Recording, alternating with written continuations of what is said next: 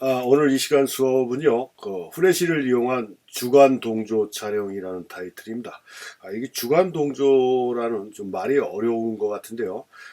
한마디로 말씀드리면 후레쉬를 그 보조광으로 사용하는 방법에 대한 설명입니다.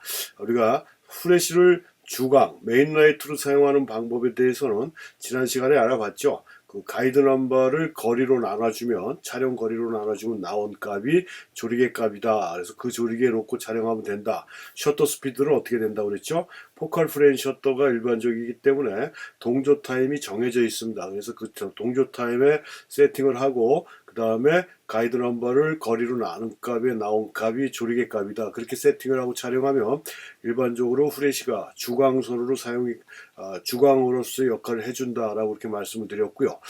지난 시간에 말씀을 드렸는지 모르겠는데 이제 디지털 카메라 같은 경우는 그 동조 타임을 벗어나게 후레쉬를 장착하고 동조 타임을 벗어나게 셔터 스피드를 세팅을 하면 세팅이 안 되게 이렇게 안전장치가 되어 있는 그런 카메라들도 있다라는 점을 참고하시고요.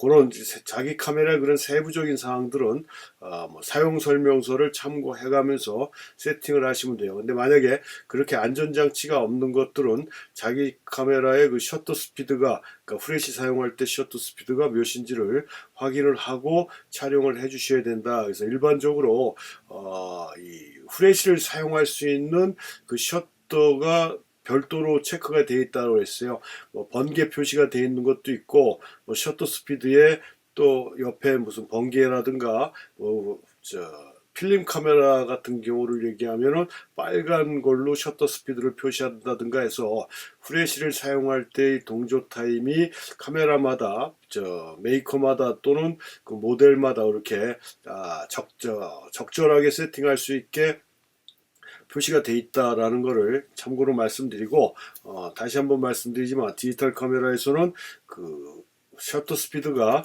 동조 타임을 벗어나게 되면 후레쉬라든가 모든 기능이 안 되게 안전장치가 돼서 그 이하로 세팅을 할 수 있게 만들어져 있다라는 점을 다시 한번 말씀드리고요.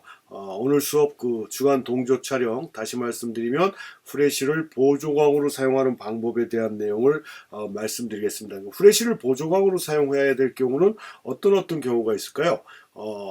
여기 지금 나와 있듯이 각종 조명 방향의 직사광으로 인해 발생하는 강한 콘트라스트, 그러니까 하이라이트하고 섀도우의 차가 너무 심하다라고 했을 때 중간 톤을 살려주고자 한다든가 하이라이트하고 섀도우의 조명비 비율을 좀 더 축소시켜서 그라데이션이 좀 더 풍부하게 나오고자 할 때 이럴 때 후레쉬를 보조광으로 사용해서 콘트라스트를 좀 떨어뜨려 주는 기능을 사용할 때 후레쉬를 보조광으로 사용한다라는 거고요.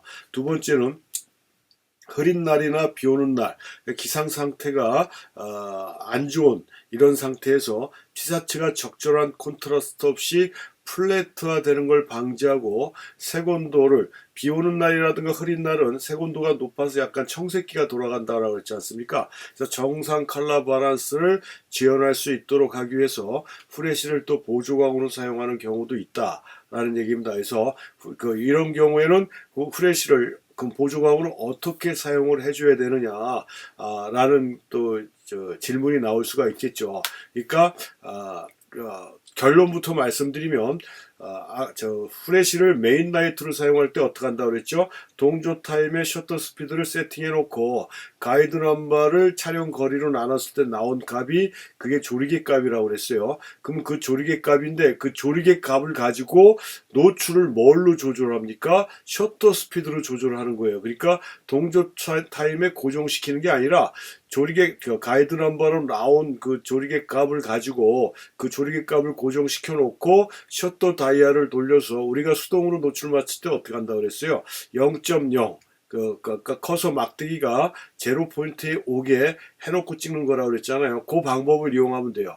가이드 넘버를 나눠서 나온 값, 조리개 값을 고정시켜 놓고 그 0.0 그 제로 포인트는 셔터 다이얼을 돌려서 노출을 맞춰주면 이 후레쉬가 터지더라도 메인 라이트로 들어가는 게 아니라 보조광으로 촬영이 된다. 근데 여기서 우리가 조심해야 될 게 셔터 스피드를 돌려서 노출을 마치되 이게 동조 타임 이상으로 가서 노출이 적정으로 나온다라고 그러면 화면에 빛이 안 들어간다라고 그랬지 않습니까? 그래서 동조 타임 이하로 나오게 셔터 다이얼을 돌려서 노출을 맞춰줘야 돼요. 그러니까 조리개를 세팅을 했다라고 그래도 세팅한 조리개 값을 좀 낮춰서라도, 그러니까 만약에 조리개 값을 고정해 놓고 5.6 정도로 가이드 넘버를 나눴더니 5.6이 나왔더라. 그래서 5.6을 고정시켜 놓고 셔터 다이얼을 돌렸더니 어떻게 됐다고요? 125분, 만약에 자기 카메라의 동조 타임이 250분의 1초였는데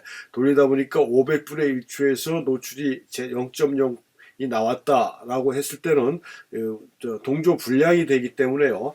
셔터 다이얼을 더 올려줘야 돼요. 5.6이 아니라 8로 올려주면 250분의 1초로 떨어지죠. 빛의 양은 같기 때문에 이렇게 교정을 해줘야 된다. 이렇게 해서 촬영하는 게 보조광으로 촬영하는 방법이다 라는 얘기입니다.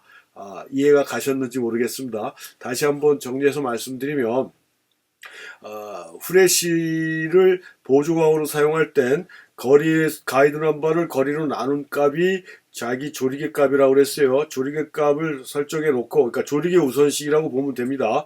조리개 값을 설정해 놓고 셔터 다이얼을 돌려서 노출 포인트가 0.0, 그러니까 커서가 제로 포인트 오게 맞췄을 때 그게 후레쉬가 보조광으로 들어가는 거라고 그랬어요. 일반 촬영, 메인 라이트로 촬영할 때는 동조 타임에 놓고 가이드 넘버로 나온 조리개 값이 조리개 값을 맞춰서 찍기만 하면 후레쉬가 메인 라이트 주광으로 들어가는 거라고 그랬지만 보조광은 조리개 값을 설정해 놓고 셔터 다이얼을 돌려서 노출을 맞춰줘야 된다라고 했습니다. 다시. 근데 거기서 조심할 게 동조 타임을 넘어가는 셔터 스피드가 나오면 안 된다.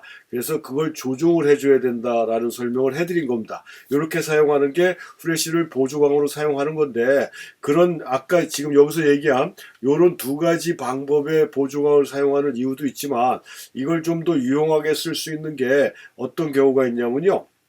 우리가 이제 그 석양이 멋있어서 사진을 찍다 보면 석양의 노출을 맞추면 어떻게 됩니까? 인물이 검게 나와요. 왜? 이쪽 밝기가 밝기 때문에 인물은 실루엣 비슷하게 노출 부족으로 떨어질 수가 있다라고 그랬어요. 그래서 사람한테 노출을 맞추면 어떻게 됩니까? 저 배경은 오버가 돼서 날아가 버리죠. 하얗게. 그래서 일물이나 일출의 아름다움이 영상에 나오질 않아요. 이런 경우에도 마찬가지로 후레쉬를 보조광으로 사용을 해주면 훨씬 더 영상적으로 이쁜 사진이 된다. 어떻게 나옵니까? 이렇게 나온다는 소리예요. 뒤에 일몰 상황도 나오고 사람도 제대로 나오고, 그러니까 이런 경우는 아까 설명한 대로 하시면 되는 겁니다. 일단 가이드 넘버를 촬영 거리로 나눠서 나온 조리개 값으로 세팅을 하고, 그 다음에 셔터 스피드는 세팅된 조리개 값을 기준으로, 다시 말씀드리지만 조리개 우선시가 같다라고 했어요. 세팅된 조리개 값을 기준으로 셔터 다이얼을 돌려서 노출 값을 0.0으로 맞춰주고 촬영을 하면 된다. 대신에 뭘 조심해야 된다? 동조 타임 이상으로 셔터 스피드가 올라가면 조리개를 올려주고 셔터 다이얼을 내려줘야 된다. 이렇게 조정을 해서 촬영을 하게 되면 이렇게 일몰의 배경과 그 인물의 노출이 적정하게 맞춰서 영상적으로 훨씬 효과적인 사진을 만들어낼 수 있다라는 얘기예요. 이런 경우도 있고, 또 어떤 경우가 있습니까? 우리가 야경이 아름다운 경우가 많지 않습니까? 도시 야경이. 도시 야경을 배경으로 사진을 찍을 때도 마찬가지예요. 그냥 메인 라이트로 쓰게 되면 어떻게 돼요? 이렇게 인물만 나오고 뒷배경 깜깜한 밤으로 떨어집니다. 그러니까 후레쉬를 주광으로 사용하게 되면 낮에도 깜깜하게 나오는데 밤이면 오죽하겠습니까? 아주 뒤에 디테일이 하나도 없이 아주 새카맣게 나오지 않습니까? 근데 이걸 보조광으로 사용하면 지금 앞부분에서 설명했던 내용대로 조리개 값을 기준으로 셔터 다이얼을 노출을 마치다 보면 자신이 원하는 그 야경과 인물이 동시에 잘 나오는 이런 형태가 될 수가 있다. 그래서 이렇게 후레쉬를 보조광으로 이용하게 되면 콘트라스트가 약할 때도 보조광으로 사용해줘도 되고, 그다음 콘트라스트가 너무 강했을 때도 후레쉬를 보조광을 사용해서 콘트라스트 폭을 줄여줄 수도 있고, 야경이나 일출이나 일몰 때 배경과 인물이 동시에 잘 나오게 할 때도 이렇게 후레쉬를 보조광으로 사용해서, 그래서 우리는 이런 거를 주간 동조다라고 얘기를 하는데, 뭐 용어 자체는 모르셔도 되지만 그 방법만 알고 있으시면 돼요. 근데 이렇게 하다 보면 뒷배경이 워낙 빛이 약하기 때문에, 특히 야경 같은 경우는 그 일몰보다는 또 좀 강도가 약하죠. 그러다 보면 셔터 다이얼이 동조 타임 이상으로 올라갈 경우는 극히 드뭅니다. 대신에 너무 슬로우 셔터로 떨어질 때가 있어요. 그럴 땐 감도 다이얼을 좀 조절해서 너무 슬로우 셔터로 떨어지지 않게 해줘야 되죠. 왜냐하면 슬로우 셔터로 떨어지면 사람이 정지 동작으로 나오면서 그 다음에 이렇게 움직일 거 아니니까, 움직인 게 블러 처리가 돼요. 주변에 정확하게 스탑 모션으로 안 나오고, 그런 또 문제가 생길 수가 있기 때문에 너무 감도를 낮춰서 촬영하게 되면 너무 낮은 저속 셔터로 세팅이 될 수가 있다라는 점도 또 참고를 하셔갖고 후레쉬를 다양한 용도로 사용해 줄 수가 있다라는 점, 이런 것들이 후레쉬를 적절하게 사용할 수 있는 방법이다. 그래서 후레쉬를 또 후레쉬를 이용해서 촬영하는 거 우리가 동조 촬영이라고 말씀드렸잖아요. 근데 이런 동조 촬영에도 두 가지로 또 구분해서 말씀드릴 수가 있어요. 그 선막 동조라는 게 있고 후막 동조라는 게 있어요. 우리가 사용하는 셔터는 거의 대부분이 포컬 프레임 셔터라고 그랬습니다. 포컬 프레임 셔터라고 그랬기 때문에, 만약에 자기가 사용하는 카메라가 렌즈 셔터 방식이라고 그러면은 지금 설명하고 뭐 셔터 다이얼을 낮추고 뭐 할 필요 없이 그냥 노출 보정 없이 촬영을 해주시면 돼요. 그렇지만 포컬 프레임 셔터이기 때문에 동조 타임 이상으로 올라가는지 아닌지를 확인을 해야 된다는 건데, 이 포컬 프레임 셔터는 선막과 후막이 열리는 거라고 그랬지 않습니까? 그래서 선막 동조라는 건 뭐냐면 일반적인 동조 촬영이에요. 요 앞에 있는 요 사진이 선막 동조라고 할 수 있는데, 선막이 완전히 열리고 후막이 쫓아오기 전에, 선막이 확실하게 열리고 후막이 쫓아오기 전에 후레쉬가 뻥 터져서 먼저 터지는 거예요. 먼저 터진 다음에 장노출로 두면 이렇게 블러 촬영이 나중에 연결이 되는 겁니다. 그러니까 앞쪽으로 흘러가는 것처럼 나오잖아요. 그러니까 이런 좀 약간 비일상적인 모습이죠. 이게 오른쪽에 있는 사진이 후막 동조인데, 후막 동조는 차가 달리는 것처럼 보이기 때문에 훨씬 더 정상적으로 보이지만, 선막 동조는 이런 형태로 보인다는 얘기예요. 우리가 앞부분에서 월리엄 크라인의 사진, 마지막 장면의 사진을 보면서 제가 후막 동조나 선막 동조 같다라고 말씀드린 게, 첫 번째 후레쉬가 터졌을 때는 고정된 상황으로 찍히고, 그 다음에 셔터가 열려 있는 동안에 어떻게 해요? 이렇게 블러로 처리가 되는 겁니다. 그러니까 선막이 열렸을 때 후레쉬가 터지고 그 다음에 블러가 되는 거고요. 그러니까 시간을 어떻게 됩니까? 조금 길게 놔줘야 된다는 거죠. 선막과 후막 동조는.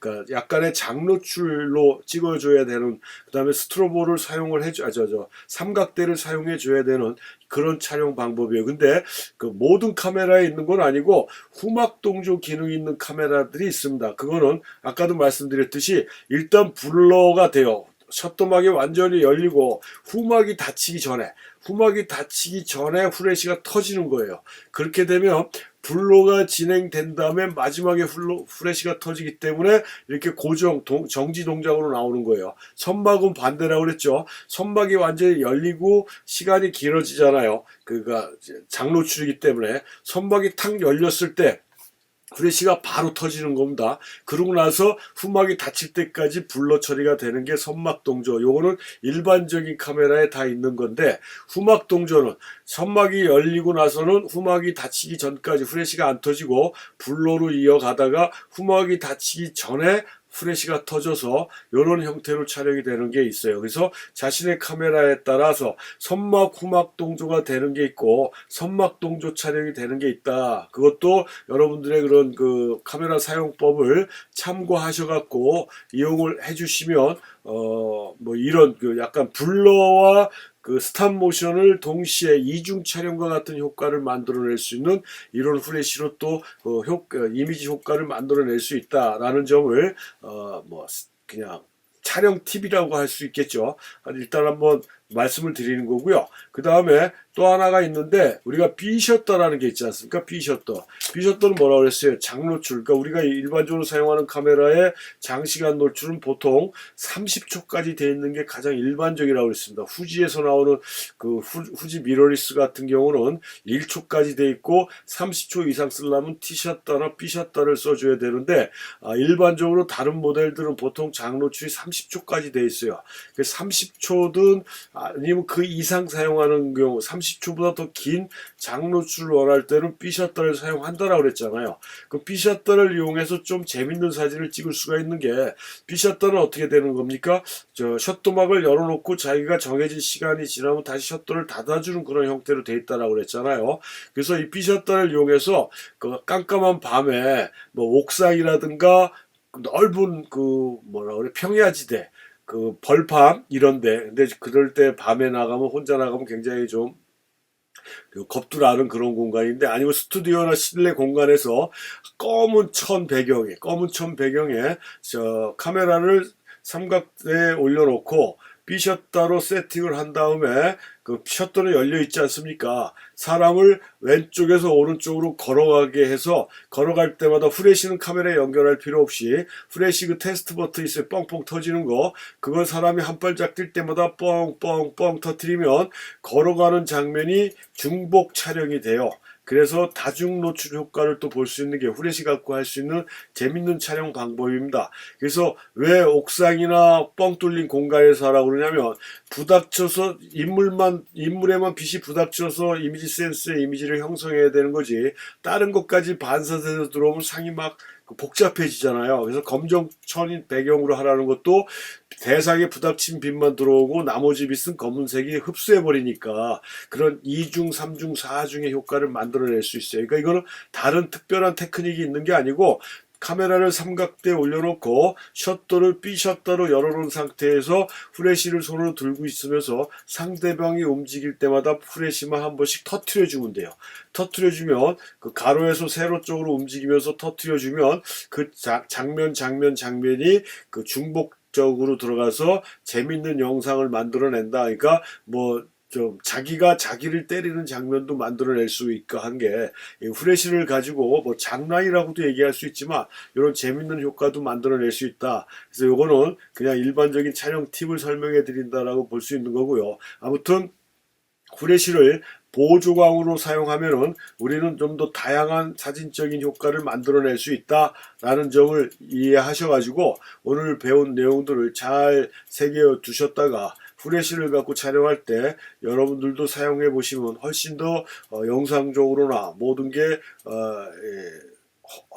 훨씬 효과적으로 나올 수가 있다. 그래서 우리 그 컴팩트 카메라라든가 뭐 이런 경우에 보면은 뭐 야간 촬영 때 보조광 그런 기능들도 있긴 있어요. 근데 뭐 제가 그 기능을 이용해서 찍어 본 적은 없지만 후레쉬를 가지고 지금 설명해 드린 게 그렇게 어려운 내용이 아니까 후레쉬만 가지고 있다라 그러면은 뭐 그런 기능 없이도 얼마든지 배경과 자기가 촬영하는 인물과의 효과적인 영상을 만들어낼 수 있다는 점 알고 계셔야 후레쉬를 이용해서 훨씬 더 좋은 사진을 찍을 수 있다라는 점을 말씀드리면서 이번 수업도 마치겠습니다.